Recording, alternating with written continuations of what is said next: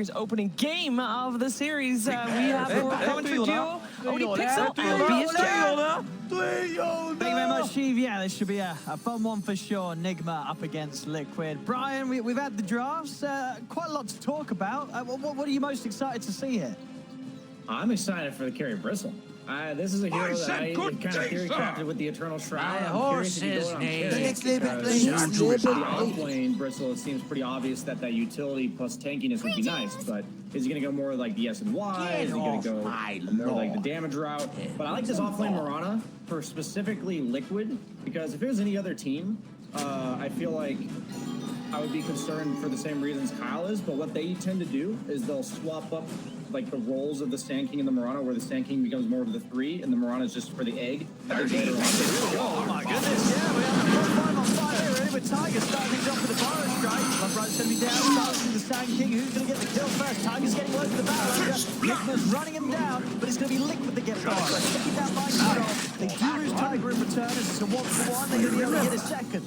Liquid as they'll also finish off Burrow and stacks with Quills. 2 kills. Liquid, just the 1 hit for Nigma, but yeah, both teams already ready to pull. I think we're going to see a lot of that this game, right? Both teams are going to want to be bringing the fire. Yeah, there is non-stop fight from all of these heroes. So much damage, so much control on both sides, and yeah, I think that's only a small sample of what's to come.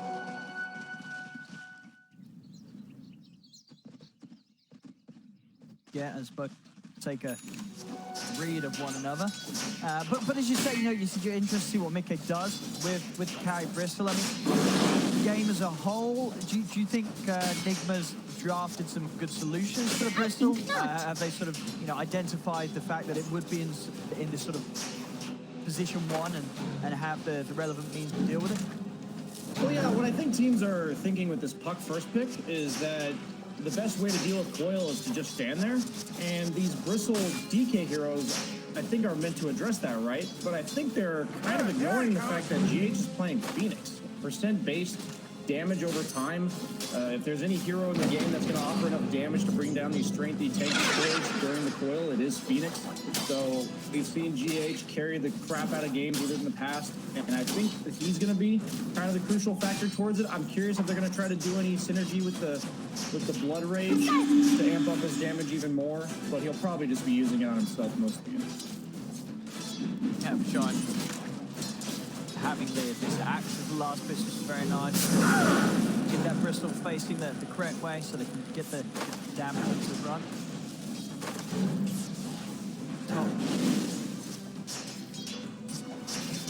Going mid lane so far, quite the 7-for-1.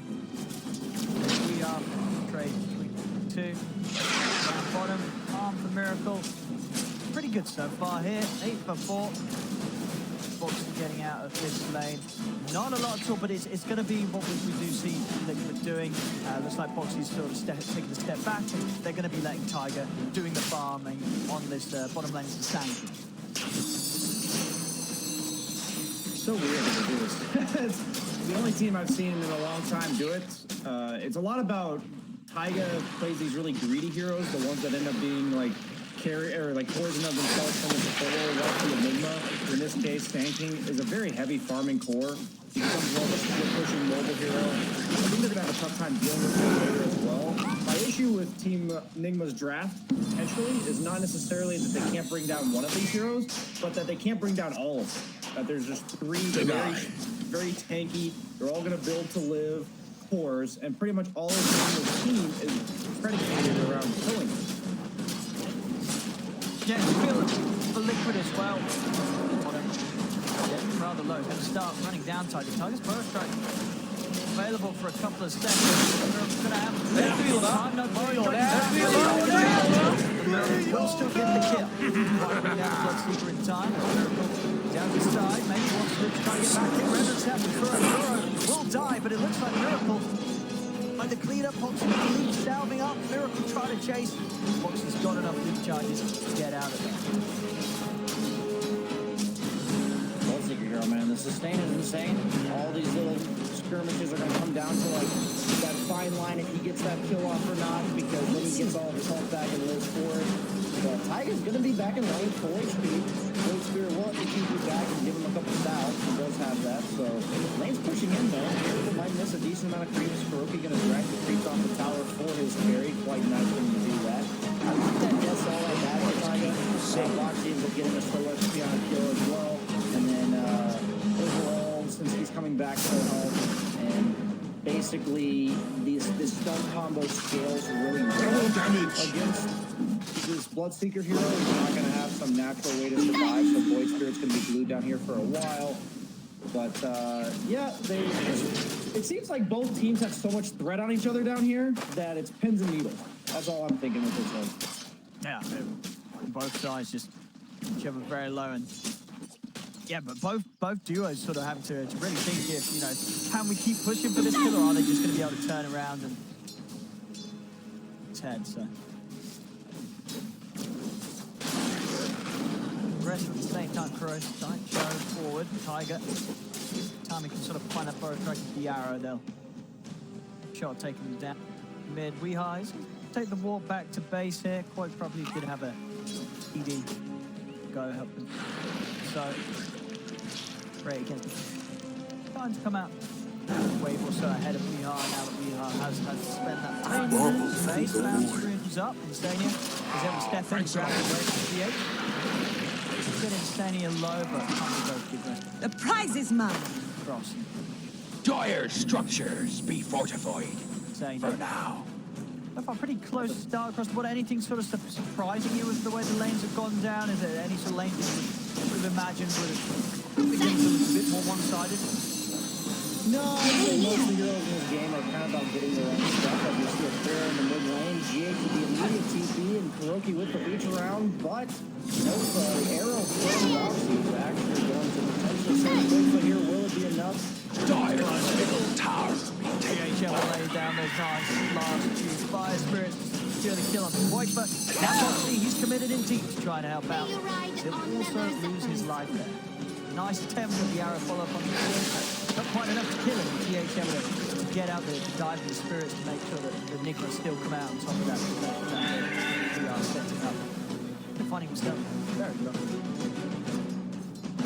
Yeah, that just shows a really good understanding of the matchup from Team Dire, because middle Puck tower usually doesn't have enough damage to stop that original DK push. So that first DK form amounted to nothing, and that's a crucial timing to slow down, because DK's traditional counter defense. You see in another one, all this game. Boxy, arrows up on Kuroki. To be able to have this here, Kuroki. No further way to get out of there. Tiger comes in with the last punch. Radiant's top tower be under attack. Top lane. I mean, that's not. It's going to be a tough hero to take down right now. Miko with the race for the Ring of Health. Not really a target that these two are going to be able to do too much about. I just love DK against Puck, because Puck's all about that foot damage early, and DK has that instant stun to deal with Puck later. Weehigh's decided to no worry about this DK as they're used to kill the column. That's for your impertinence. It's pretty good when you make a quick rotation like that. And Mickey might have to be a bit fearful, but that's Dire's courier. Power of Whistleback. Even without support, it should be pretty tanky here. They got it. Wow. I mean, excellent move from Weehight, turning that, you know, quick string through the keep with the line and kill on the carry. Now back up towards mid. They're going to come across the sharp to set up onto Quake. Quake doesn't get back up to safety at the high ground. Trying to be able to get away, and Weehight, he's the one to turn up to clean up the glory here. Triple kill for Weehight. Maybe even more. Boxy getting very low. Now it's going to tick him down, and Weehight is going to get another ultra kill on the Puck. The next level Weehight could not be starting off this game any better here. 5-0-2 already for the 8-minute mark. These movements are so fast from Team Nigma. This is crazy. Like, from lane to lane, I can't even keep up with that as a caster, let alone a player. This is crazy. What was I Just had to doing? poke around Weehight. Not going to be able to grab his hands on the room. Will then away. Progress of Miracle going for the phase into the Maelstrom. And is this sort of just, this is the go-to build nowadays on carry Bloodseeker Maelstrom every time? Yeah, the spell damage plus Their spell amplification plus attack speed from your Blood Rage, it's just too good, right? And they also buff Maelstrom, so that a lot of carries are buying the item. It's just crazy that they have so many tanky cores on the side of Team Liquid, and Nigma just understands that so well because they realize that they want to bring down these cores, they need 3 or 4 heroes. And that's exactly what they're bringing. They're bringing ample numbers to every single fight. And I think Liquid, even though they're like dying on these crucial cores, maybe this amount of resources required to do so is not all that bad because they're still about neck and neck. See, a bit of a repeat of what we had earlier. We are finding the opportunity going on with staying with the ball. Going to get the kill, see if we can get anything in return. Way back to safety. Mike got more time to step across, grab Mickey with the call, dunk him down. As Nigma just continues to do an excellent job at finding these kills. Pretty much every attempt that Nigma goes for in this early game to get some sort of action, especially when it's round we are, they just ended up in success. Liquid taking some heavy hits here when it comes to the hero. Yeah, I really do think the setup for all this is so much about that shutting down that first DK ultimate, because a lot of these movements would be stopped if they were applying a lot of pressure on the mid tower. But Phoenix able to defend that tower alone. As I've talked for 3 seconds, and we have another engagement kill. Bottom. Yeah, Tiger, he's getting gone upon by Radiant's Miracle. bottom tower be under attack. Nigma just not missing a single beat when it comes to any opportunity. Just go, and as soon as that kill happens, we sweep across the we are. He's making moves already with the smoke. Trying to find the jump on Foxy into the trees. Still every time to get him away. Use those leads though to keep himself alive. Look what I found here too, a very juicy triple stack. They're going to be able to clear this out themselves. Those were 4 bounties going the way of Nigma, so that's just such a well-timed move because they knew that nobody on the side of Liquid would be able to get the top bounties, so by committing 4 heroes third and safely just have the access to get the other 2 bounties. They've caught we are. With the stun set up and a lot of follow-up too. Foxy with the arrow, Tiger jumps in with the burrow strike, finally able to put an end to sort of Weehar's clean out to this game. Top of the center. Bring Tiger across. Take this down. They've got the combo. Burrow strike into the arrow. And they've already got the epicenter as well. They're going to do everything down to take down. They will get it.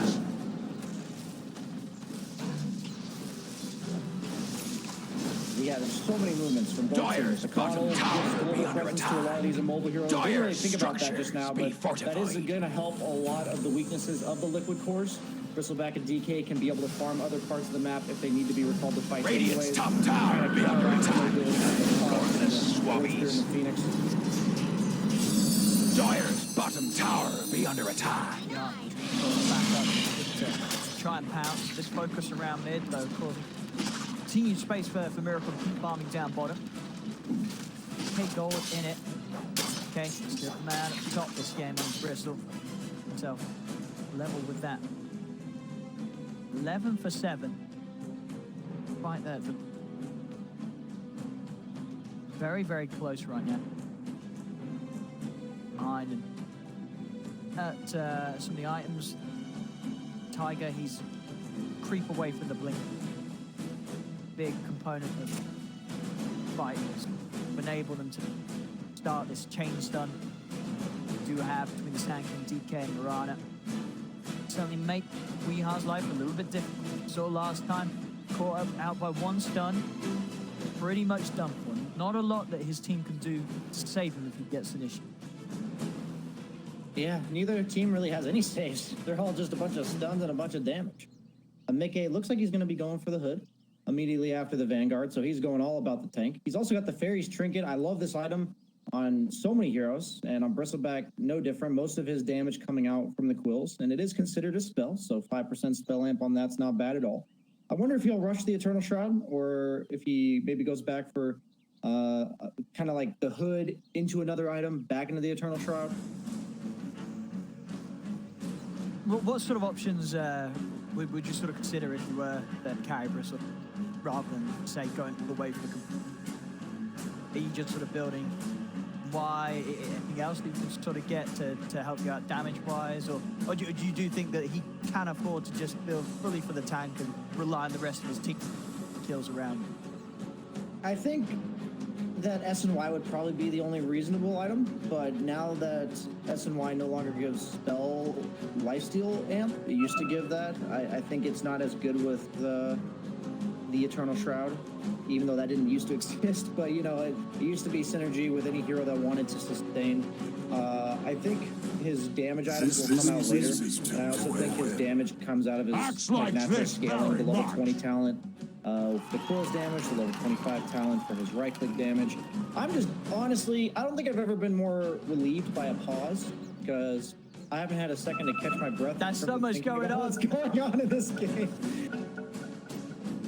No, it's great to see as well from these two teams. It's just something a little bit different. I feel like we've had a lot of games today and yesterday as well, really, where you can sort of look at it from really the end of the draft and sort of say, well, this game's going to be very hard for this team. This game is pretty even, right? Both teams, very comfortable lineups for themselves. It's opening 12 minutes. It could have been any closer. See him around ulti. They're looking to make something happen top. They have caught ultimate if they need to recall somebody else.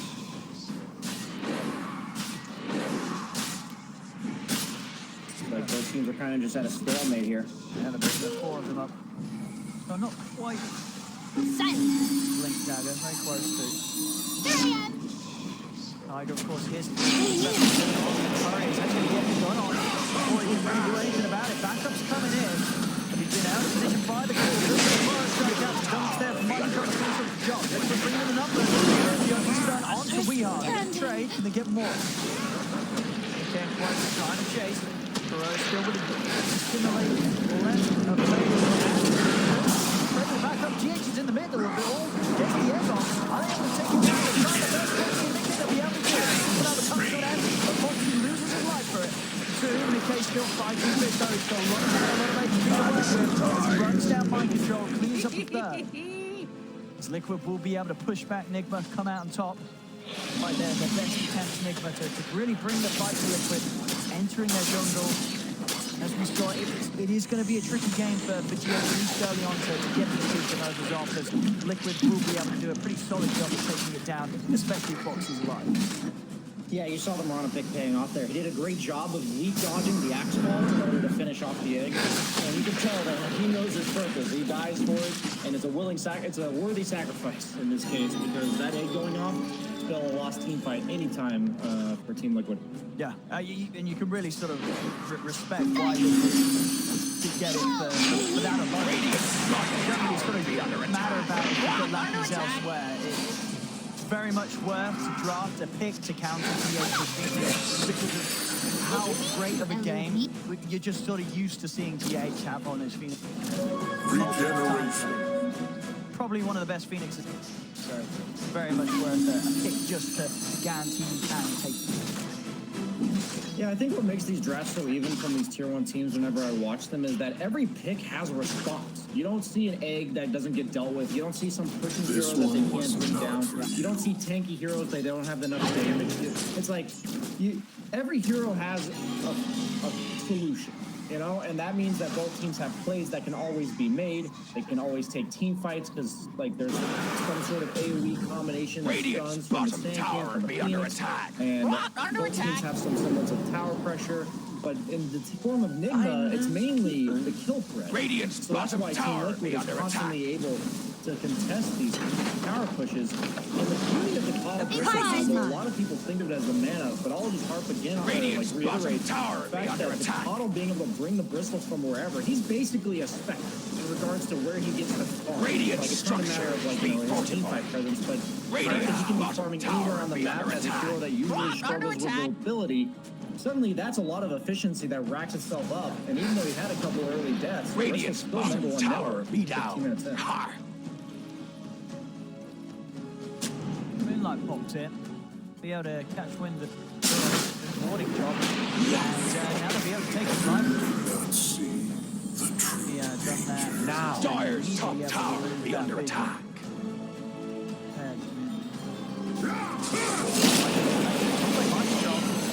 Jumping on Tiger.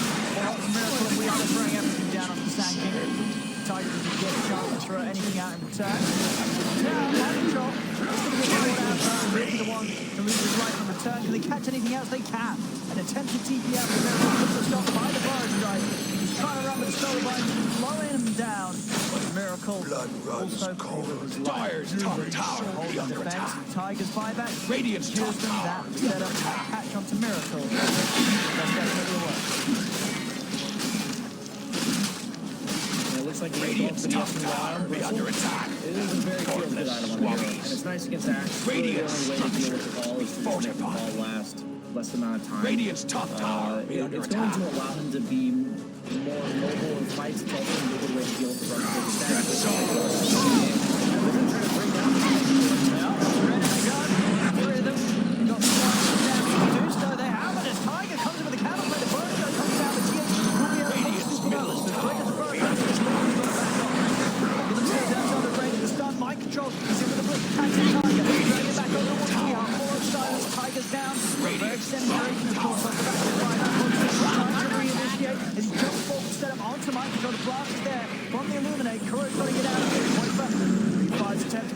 Radiant's Radiant structure. Bang on target.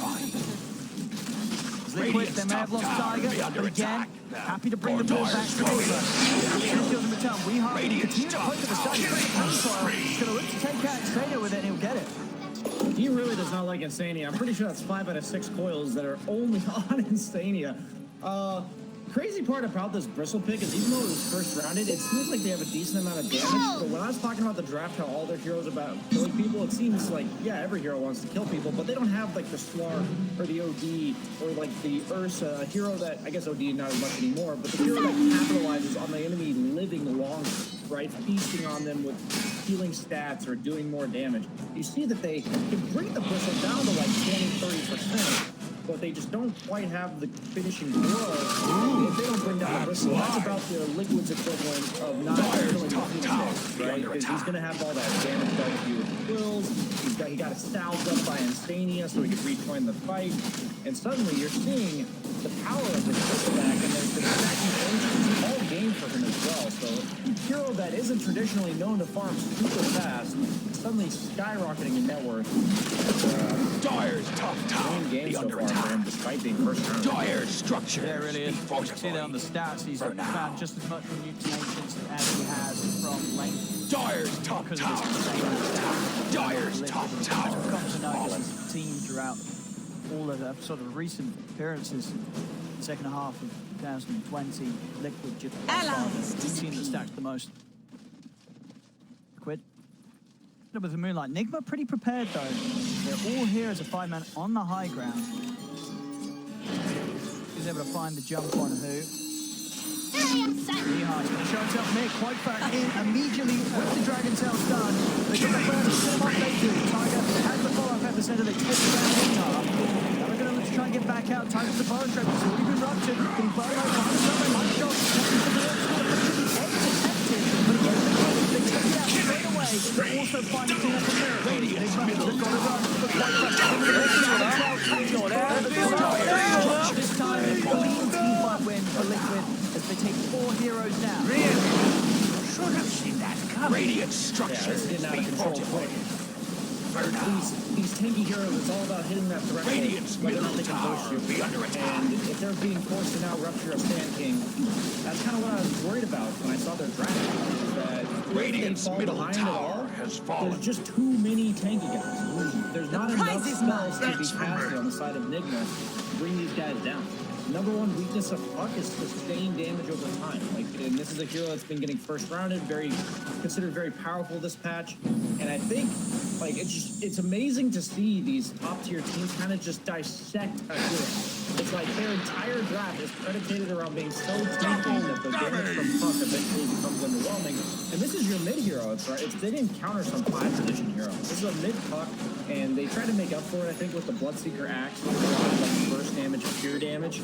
And I see what they're going for, and I really like it. Dyer's middle tower Proving to just taking not quite fire. be enough. Oh, for sure. And in a game where Nigma's been getting a lot done. It's not like they're suffering in the play. It's really, as you say, just an element of the fact that the heroes they have is not quite able to do enough to deal with what bring it this. The action. Trying to get the Lincoln Sphere done so he has some sort of safety against this solid initiative. Quite fully. Death of him times now.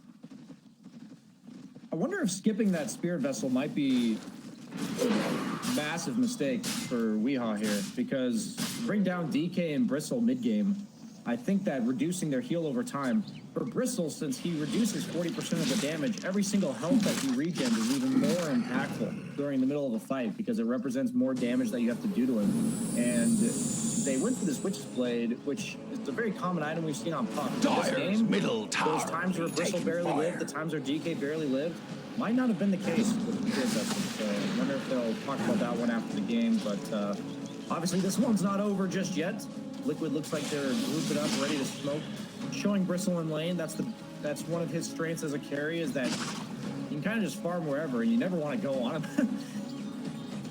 Especially against a team like Liquid that's always going to have this sort of setup of this team. Again, whole team behind him.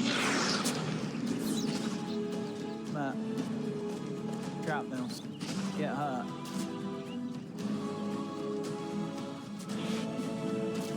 Top. Makuro. Tiger. Finding the Burrow strike. Kuro's got his camps in. Gets away. Going for the Burrow. Mickey's going to start slowly wearing it down. Nigma, they do have the smoke, and they have the pick up ready. What sort of fight they can try for mind control. A little off the mark with the call. As now Tiger. He's in the two of them. Jake going for the exit. Trying their best to take it down.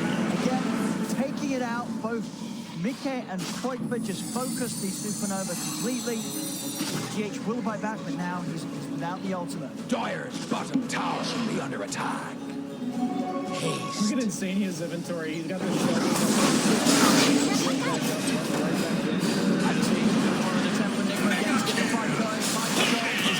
Tiger's able to finish him, jumps in the Burrow strike. As it really just seems to be what you're saying right now, Brian. They're trying to do something, but it almost just feels impossible right now. What can they do? They're sort of running out of options against Liquid's lineup right now. With the build-up, the itemization they have, these heroes are too much for Nigma to deal with. I think one of the worst feelings in Dota is having a guy that just walks into you and you just like can't do anything. You're supposed, like, these heroes are meant to just burst somebody. They're meant to be a threat. You're supposed to be afraid of them. You're supposed to be worried about your position at all times with heroes like this. And Mickey, he just ran straight up the high ground with no care in the world. Doesn't even care if he's facing them. I love the Sand King pick specifically here because it offers an AoE stun that punishes them grouping up around the Bristle. We saw it top earlier when they tried to burst him when it led to the 4-man Burrow strike. We saw it there. Just some sort of deterrent similar to the Axe pick. Bristle is going to force everyone to group around him because if they don't hit him with 4 or 5 heroes, they're not going to kill him.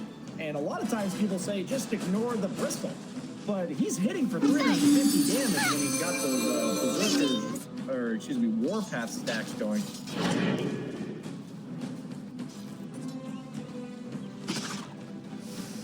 I mean, for Nigma, is there any sort of... I mean, you look at the sort of Bloodseeker carry Miracle. I mean, you just need so many items, right? At what sort of point does this Bloodseeker become a threat for the heroes? Top lane, we are trying to push out the lane. Phase skipped off. That's well fine. Time. He'll be able to make it away. The trees he goes. Won't die today. Yeah, Liquid's farming all 3 lanes, though. Bristle's farming bottom, Coddle's pushing mid, and the gank top is more of a, get out of here, this is our lane. And as Coddle boots up with his team top, he can bring the Bristle with him. Nikkei's doing the same thing as we just saw top and bottom, but he can do it by himself because he's got the Aegis. This is all just map control. They're the sheepdogs. Nigma's the sheep. They're just trying to herd them. That's all they're trying to do. And now Nigma is stuck on their triangle. This is what I see almost every tier 1 team do with their Aegis, right? They're just going to slowly just group you together and then eventually choke you out so that the network lead is going to go up and up. If they can kill him, that'd be really good. But Taiga, he's ready. He's not going to get surprised by this kind of stuff. He knows he's alone. He's the one vulnerable on his team. And he is instantly ready to react. Bottom tower will be under attack. So much pressure coming in from Liquid now. Okay, knocking on tier 2. Radiant's bottom tower will be under attack. Under attack! That top. Radiant's bottom tower's fallen. Crystal Blade done. 26 minutes of this is some crazy levels of farming for Crystal. All from the coddle stacks and the mana. He doesn't have to buy any mana items. Tower Yep. be under All attack. those extra stacks. So nice for Bristol. One of his biggest weaknesses is having to buy so many region items to actually use his skills. Radiant's bottom tower That's will be under attack. Radiant's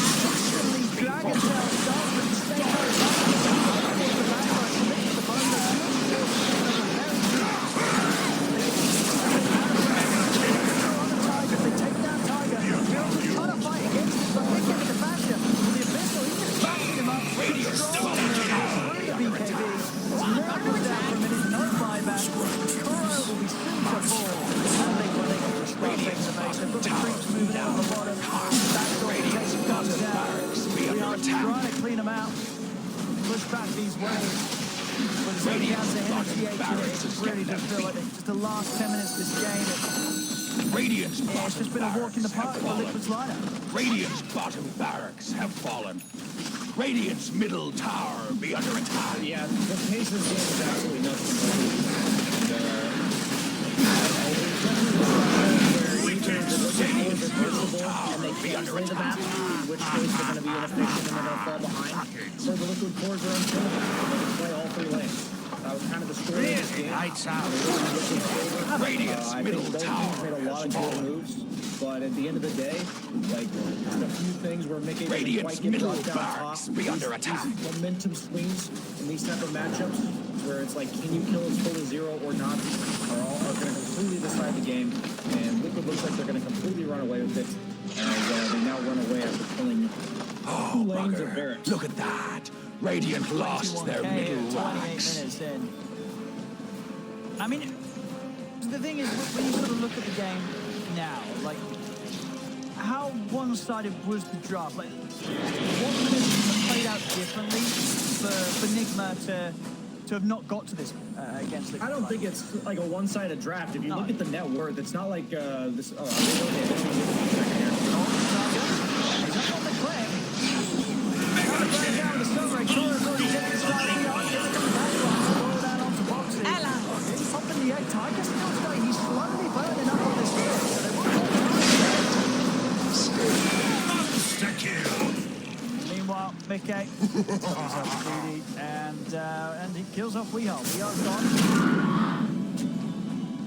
Yeah, if you look at the net worth charts, this game was completely even at 15 minutes. Yeah. They've accrued all of this 22K net worth lead in the last 13 minutes.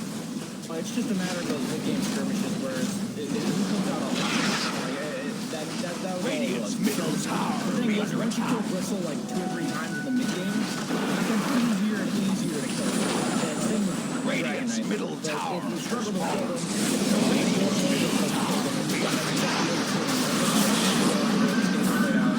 Nigma, I like how they're giving their final stand. They're not going to go down without a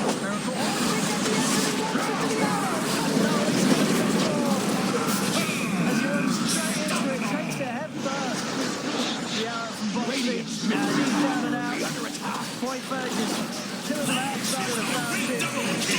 There's no defense that Nigma can put together here. Liquid is looking to close up this game 1 and they'll do so. GG is Radiant full. Agent be under attack. And Liquid